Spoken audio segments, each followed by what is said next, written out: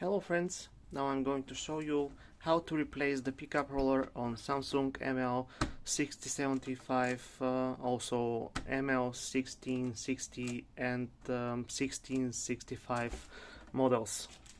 Now I have obtained a new pickup roller.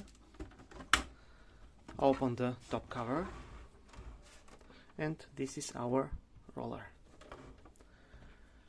With a small flat screwdriver, just push these two plastic hooks aside. These hooks are on the both sides of the pickup roller. Just push it aside.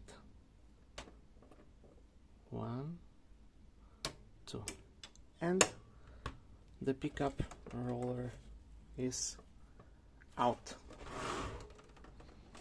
Let's take the new pickup.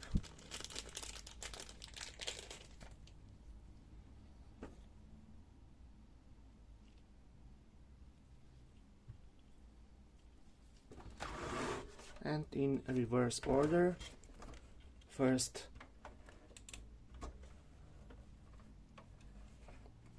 the downside of the pickup roller and push back, and we are okay. That's it.